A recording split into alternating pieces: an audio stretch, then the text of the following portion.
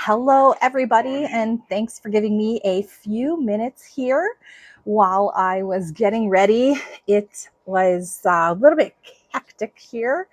Got the kids back home, was making dinner, trying to get everybody ready before I jumped on this live, and I was just a little bit shiny. So I hope that you are enjoying yourself here today, and thank you for joining me here for Talk Back Tuesdays, where I talk about what is going on in Florida and across the nation in terms of the descent into fascism that we are all now becoming accustomed to every single day. So, the latest in the epic tale of the fascist states of America is what is going on in Texas. So, Texas is trying to push through a congressional redistricting map. And this map is going to be gerrymander to make sure that all of the districts in Texas go to Republicans. And that's really messed up. I mean, even in terms of how gerrymandering goes across the United States, it is very common for the party that's in power in a particular state or jurisdiction to gerrymander the place to, meet their needs. And there are plenty of think tanks that look at that and decide, this is somewhat fair, very partisan and whatnot. And obviously making sure that all of your districts in the state are one party is authoritarianism, which fascism is a portion of, right? So I actually put a definition of fascism on my page here, on my Instagram page, actually, if you want to see about that, because so many people were talking about it's about Democrats or whatever. I'm like, no. According to the Holocaust Encyclopedia, fascism is a far-right political ideology that is not consistent with democracy or any other type of individual rights. It's all about authoritarianism and put together with this nationalism as well as pro-militarism. And that is exactly what we're seeing. So when you are disallowing another party from getting congressional seats in your state, that's authoritarianism. And because it's on the right, now it's fascism, because it absolutely is combined with both nationalism as well as the militarism, which we can see very clearly and very plainly with the attack on people who are in the United States through ICE. And so we are absolutely listening, or, in a place where fascism is alive and well and taking over the United States and so many components of it. So it'll be really interesting to see if California decides to also gerrymander their map to be all Democrats. New York is talking about the same thing. I appreciate the effort, but this kind of tit for tat too is also really bad for all of us. I think it's going to probably end up with some kind of bifurcation of the nation. And more importantly, though, so back to Texas. So focusing on what's going on in Texas. Texas is the Democratic state legislators from Texas, almost all of them, except for a handful of them, left the state to prevent the legislature from getting a quorum. And this really pissed off Governor Abbott of Texas. And he gave them an ultimatum at 3 p.m. yesterday and said that if they do not come back, that he would issue arrest warrants for them. And that he did. He said he's going to arrest them and bring them back. They are scattered across the United States in some different areas and different locations. Many of them are in Illinois. Governor J.B. Pritzker is helping to provide them with some security and safety there.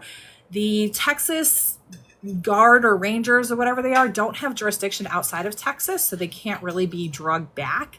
But who the heck knows how this is going to end up. So I applaud the effort of these Democrats who have decided to stand up and try to stop this gerrymandering effort. By the way, the Republicans in Texas are trying to roll this special session also in with some aid for the flooding victims and stuff like that, so that he's trying to cast this negative light on the Democrats who left.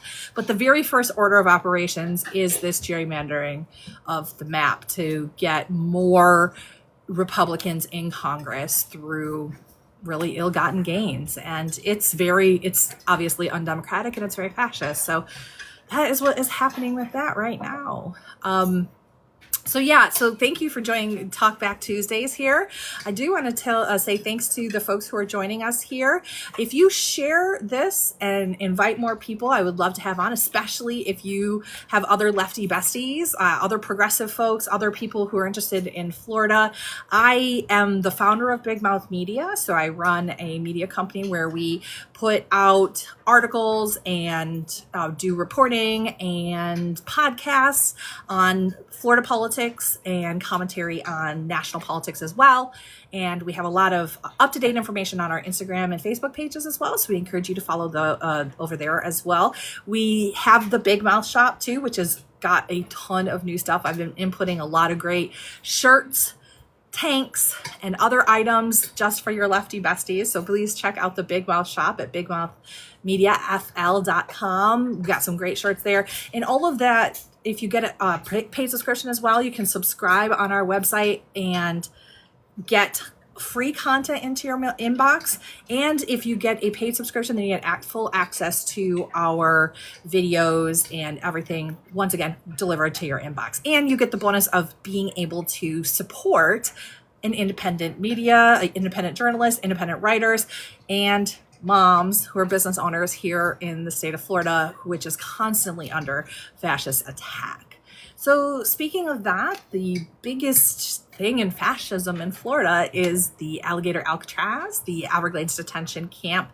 We know that the folks who are there, or many folks who are there, are going on their 11th day of a hunger strike to call and raise awareness to protest the difficult and disgusting conditions there. We know that there are problems with the food. We know that people are not being fed or given enough water, fed enough or given enough water. We also know that the government has not been transparent about almost anything to do with alligator Alcatraz. It has not been transparent in terms of who is profiting off this. So they have put the contractors and their contracts, they've hidden them on the government websites. And we also know that the people who are being held there, we don't have all of the names of the people who are there. So there's only been a couple hundred names that have been put out, but there are almost 1,000 people in the camp. So lots of people are continuously raising, shining a light on this issue in Florida, and trying to ask for transparency, trying to ask for clarity as to what's going on. So meanwhile, this is like a roving human rights violation, concentration camp, cesspool, environmental disaster in the center of the Everglades. While Kristi Noem and Ron DeSantis and James Uthmeyer all think that this is just amazing, and they want to make this the blueprint for more camps like it across the country, which I had no doubt that was going to be it.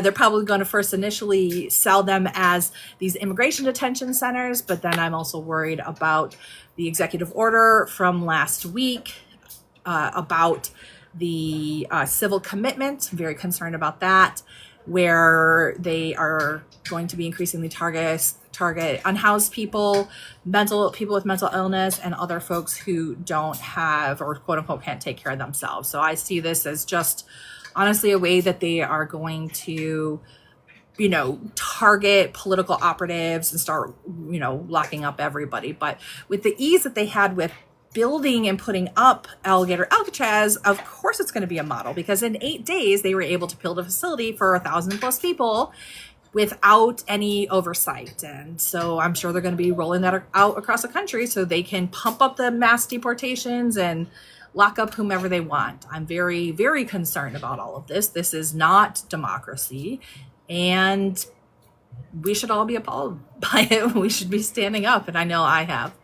Want to take a moment to say hi to some of the folks who are here. Aaliyah and Blinky, thank you for joining. Again, if you share this and invite your friends to come, I would love to have them join in. If you do have any questions about what's going on, so not only am I running a media company trying to get messaging about what's going on in Florida and in our nation, I am also a published author. I have a doctorate, and I have been part of university here in Florida, having in the Department of Political Science and Public Administration for more than 11 years, written a lot on good governance and good governance around the world. So I have the capacity and the experience to be able to break down any issues that you may have and want to discuss here. So if you put those comments in, I'm seeing them scroll up. I'm happy to talk about any of those issues or answer any of those questions that you may have in terms of how our government is supposed to work, right? I'm an expert on the old ways at this point. I feel like so many of the things that I've studied and worked on for a very long time have come under attack under this administration. Everything from good governance to transparency and evaluation. Donald Trump just fired the Bureau of Labor Statistics head because he didn't like the jobs numbers that they put out. I mean, the data people, those are my people. That's what we do. And I have seen this kind of attack on data people for a long time. It's happened to me, lost jobs, lost contracts because people didn't like the data and the information I was presenting. And it's kind of sad that we've come to this place, and the erosion of truth through the demagoguery and propaganda that has been put forth by Donald Trump has gotten us to the point where everybody is just okay with firing the data people because you didn't like the data. It's just absolutely bonkers to me that this is the position that we're in right now. Just absolutely bonkers. I would have never have guessed that. But I also have a background in international relations. And so everything related to that, I had applied to your work at USAID years ago. I worked in international development. And to see that the attacks on this, the attacks on the systems like the United Nations, I was a representative to the United Nations on behalf of an NGO. I think that it's really valuable to have international dialogue, to come together to solve problems in multilateral ways. And it's absolutely heartbreaking the way that Trump has not only just taken this country down the fascist path, but pulled us out of international agreements, of the World Health Organization, abandoned things that were really working well, like the World Food Program. I mean, the other big thing that's in the news this week is the famine in Gaza, and it's just horrifying. And the reason that it's happening, by the way, and if nobody was following along, I mean, we've been following along with the conflict in Gaza between Israel and Hamas for, 2 years going on here. But this particular component to starve out the people of Gaza was telegraphed several months before it even happened. And it really rolls back to the United Nations and the World Food Program being thrown out of Gaza, being told that they were no longer allowed to provide food aid there. Of course, the Israelis put something together saying that it was all Hamas, or et cetera and so forth. Even to this day, Benjamin Netanyahu, the prime minister of Israel, says that there is no famine in Gaza, when everybody, including Israeli NGOs and other people on the ground, can clearly see that there is famine and people are dying of malnutrition at this point.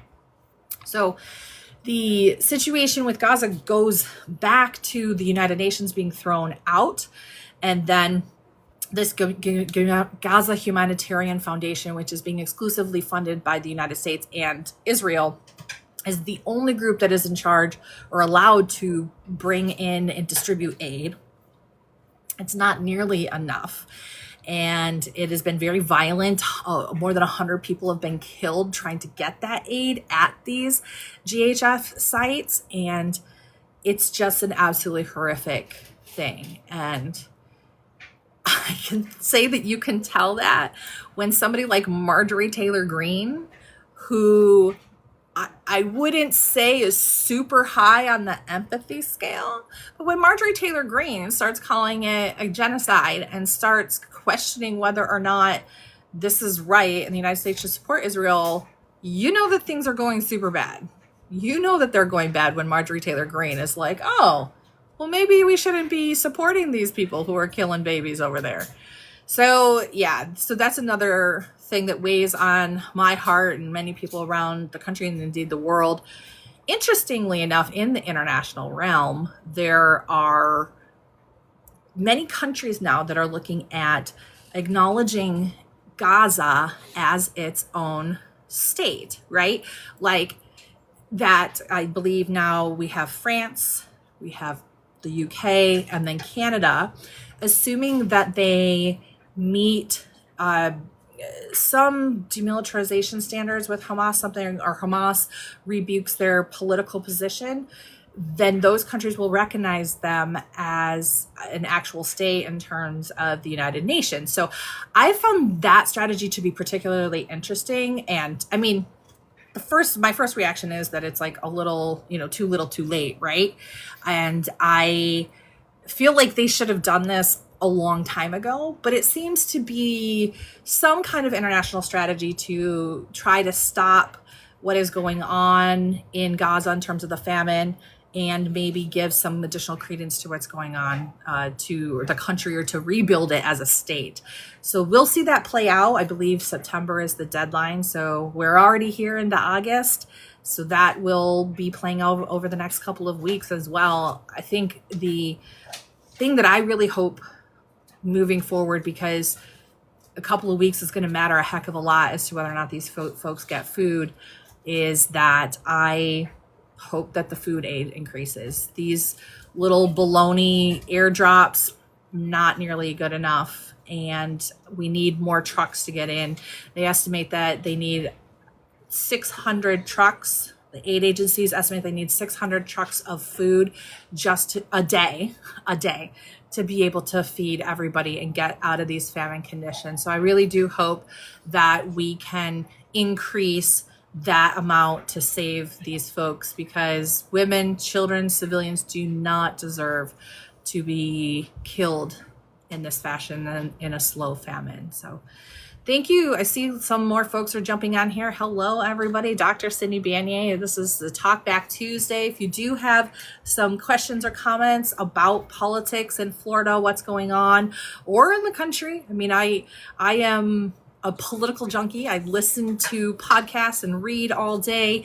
If you're not following me on Instagram, you can either follow my campaign page, because I'm also running for the Florida legislature, Cindy Banyai, Dr. Cindy Banyai at Instagram. If you are interested in learning more about Big Mouth Media and seeing the content we create there, that is bigmouthmediafl.com is our website. And then we have Big Mouth Media on Instagram as well. So there's a lot more commentary. We cross post some stuff, but we have a lot of graphics and articles as well as our podcast. So I do a podcast called A Democrat and Republican Walk Into a Bar. You may have seen some clips here on my TikTok where a local Republican and I go back and forth about what's going on. We do that every other week. And then every week I've been producing Dr. Cindy Speaks. And that's one where I get together. Either I'm talking about the issues that are most important that week or that were particularly poignant for me, or I am bringing on people and interviewing them. So this week I interviewed an activist here from Southwest Florida named Janori, and we talked about something that we both participated in this week yesterday, which was a beautiful piece of protest at the city council in Fort Myers. So this in particular was about the 287G collaboration agreement that has gone out all the way across the state of Florida, and that is basically deputizing all these local policing agencies to be able to conduct ICE raids and work with ICE. And this is a big push that Ron DeSantis had. There was Florida legislation that went forth and said that this needed to be done. It was kind of poorly written, so it's not entirely clear how much it can be enforced in anything outside of the county. So Fort Myers is a municipality, and we have other agencies too, even like the Florida Fish and Wildlife Commission has now been deputized to to arrest people for immigration, as has the Florida Department of Agriculture and Consumer Services. Their inspectors are now allowed to arrest people for ICE. It's really quite bananas. But in Fort Myers, back in March, we were almost a test case, kind of on accident actually, for rejecting this. And this ended up being kind of national news because the Fort Myers City Council initially voted down the 287G agreement because it was vague and they were worried about the cost, which it does create costs that are a burden to the local municipality that are not borne by the federal government or the state. And that is a big deal, especially for people who are fiscally minded. And so the city council voted it down. And then came Ron DeSantis and James Uthmeyer talking about, we're gonna pull you from your positions in the city council, and you're a sanctuary city, and we don't allow that in the state of Florida. So it was a big deal back in March. I was contacting several of the city council members, going like, look, let's fight. Like, I'm here, I'm with you. I'll help you get attorneys. Like, don't let Ron DeSantis bully you. Ron DeSantis did, in fact, bully them. They did roll over, and then they said, oh, well, the city attorney didn't properly advise them, blah, blah, blah, blah, blah. And so anyway, they passed the 287G back in March. So here we are now in August, several months into this collaboration. We got people being picked up all over the place. We got a whole concentration camp of our own, really not too far from here in Fort Myers. And people were upset, and they had a lot more stories about people hiding in their house, people getting picked up at the laundromat, people hiding in a bathroom, business owners being threatened by Fort Myers PD. And this was really, really heartbreaking, honestly, to listen to all the folks. This was put together by the Florida Valkyries and Sin Frontieres, which has been working with immigrants in our community and helping them to be safe and protected during this time, as well as Unidos Immokalee, which is an organization that has been working with immigrants and supporting their rights down in Collier and Immokalee, which is really quite close to Alligator Alcatraz, as a matter of fact. So I wanted to stand in solidarity with these folks. So I went to speak at city council. I also ran for city council, so they knew who I was. And I'm a city resident. So I actually kind of kicked off the public speech part. And I basically told city council, like, you stand up for us, we'll stand up for you, and encourage them to be brave. And we had about 50 folks who stood up behind me, and then many of those folks also spoke and gave public comment as well. And the public pressure campaign, I just think it's really great. This is really a youth-led initiative as well. But I think it's so important that we do continue to speak up and hold our public officials accountable for their actions, and to let them know what the human costs are. Yeah, they may be considering what their next step is, or maybe they really like their job on city council or whatever, but to know that they're making decisions that are having such negative consequences on people's lives. I mean, even if they're not getting picked up, there are people who are hiding in their homes every single day, right? People who aren't going to work, and they're having trouble feeding their kids or taking care of, elderly family members. This is a really, really awful situation. Not to mention the fact that there's an increase in exploitation of these immigrant populations here in Southwest Florida that we've heard everything from sexual assault to labor exploitation has all increased, because all any of these predators and bad actors have to do is threaten with somebody by calling ICE, right? And ICE is in these communities, in these streets every single day with just, whole caravans of cars that include the federal and the state and the local authorities, and no one can be trusted. So you can't even go and report a crime without being worried about being thrown into an ICE detention. And that is an extremely dangerous situation, and an extremely dangerous community that you create when you have these actors and you don't know who's going to be thrown into a concentration camp. And it's just really a dumb shit idea by a bunch of dumbass fascists who thought it was cool to scapegoat and terrorize migrants. And they've made us all less safe as a result. And it really pisses me off. So I was happy to stand with the Florida Valkyries and the other organizations last night at the Fort Myers City Council. They are saying that we're going to keep doing this. We're going to keep going and applying this public pressure campaign. If you are interested in seeing more about that, you can go to the link tree in my bio on Instagram. I think it's linked on all of my platforms, but you can send a letter to the Fort Myers City Council telling them, what a bunch of shitheads they are for engaging in this 287G. There's a lot of Republicans and Republican light folks on there. A lot of people, MAGA aspirants on the Fort Myers City Council. So I don't have any I have a little bit of hope, but I don't feel real confident that they're going to change their mind. But I would love to keep holding them accountable and keep seeing people put in more letters so that they know exactly that people are watching, right? That this is not just something that they can do and continue to get away with. They are complicit in the fascism that is being, pressed down upon us. And I'm with it. I'm going to be with that organization. I'm going to be standing strong with them every month. So that is a little bit of news about what's going on here in Fort Myers. I also had made a pretty funny quip about the group of troopers.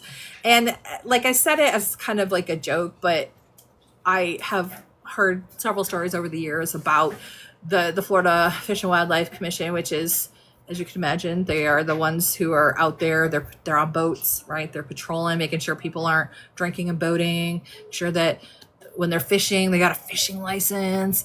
If they're getting fish or crabs or whatever, that they're not getting too many, or they're not, whatever, the right size or whatever. But it's my understanding that some of these folks that get these jobs, they really wanted to be cops, right? They're the ones that really wanted it. They really wanted to, give it to the bad guys, but they didn't quite cut the mustard.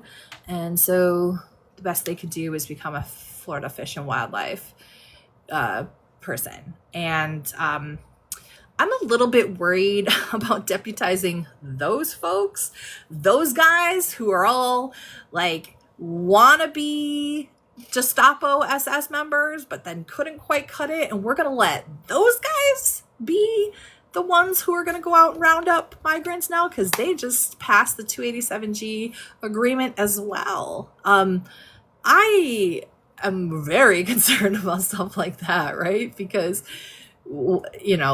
unleashing those type of people who get off on, catching people and grinding them into the dirt is not what we need at this moment. So really,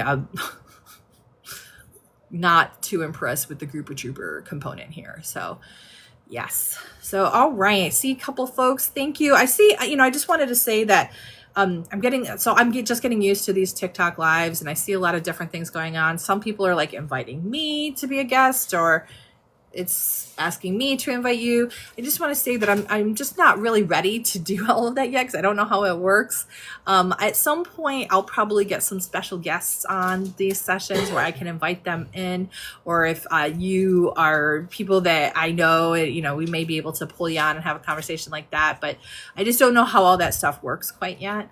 Just getting the hang of this TikTok live stuff. There's a whole bunch of stuff up on top. I don't even understand what's going on. I'm not even going to try to touch it, because I think I messed it up last time. But I sure appreciate everybody who has been here listening, or folks who are going to listen to this afterwards or see the clips and then watch it. I do enjoy breaking down what's going on in politics, and I hope that you will find me as somebody who is your new lefty bestie, right? Share this with your lefty friends, your progressive friends. Make sure that the MAGA folks aren't coming after me too hard on here, even though I love sparring with them. So you can bring them along, and I'll give them a thing or two to think about. Because as I like to tell my friends, I got my doctorate just so I could tell people who are stupid to shut the fuck up. It really makes me happy when I can tell people and put them in their place and do so with authority. I mean, it's been a major theme of my life. So you can send all those MAGA morons my way. I'm happy to to walk them through whatever needs to be walked through. And I'm a former professional boxer, so you'll probably see me post some stuff on that. I just became a judge in the state of Florida, which is super cool. And I am running for the state house. So if you think you want somebody who knows what they're talking about and is ready to fight, follow my campaign. Go follow my Facebook and my Instagram page. Can donate to me there as well. That's super important for a grassroots candidate, because Lord knows I'm not getting any party money. I'm not taking any PAC money, corporate PACs, any of that kind of stuff. So it's really just me and the couple of dollars I can bring in. So you can see more about me and my campaign at cindybanyai.com. And follow there, subscribe, donate money. All that kind of stuff really helps a grassroots candidate like me. And, until then, I'm just going to keep talking smack. Talk Back Tuesdays. And just as a funny note, just before I sign off, I decided to name this Talk Back Tuesdays because as I was getting ready to launch my campaign for Florida House this time around, I'd run for Congress, I've run for city council, so I was kind of just ready to roll over and do all this other kind of stuff. But what was really funny is that, well, kind of bad funny, but I made and got all these flyers printed and I'm like ready to rock and roll. And I put Talk Back Tally instead of Take Back Tally, which is what I had wanted to say. And so, yeah, my son thinks that's hilarious. Thinks I'm a complete idiot. So I have like 1,000 some odd of these flyers left. So now we have Talk Back Tuesdays. So ha ha ha, son, keep laughing. It is very funny. And then there's my youngest Evie. All right. So I think I am at 30 minutes officially. And I think that is kind of the end of what I got to say for today. I always got lots of different things to say, so we can keep up the conversation in the messages and, follow along, follow my page, check out my other videos, share my content, and help boost an independent, media operator and somebody who is fighting the good fight here, resisting in the state of Florida. I'm Dr. Cindy Banyai, and this has been Talk Back Tuesdays. See you next week. Bye-bye. Stream Little Darky.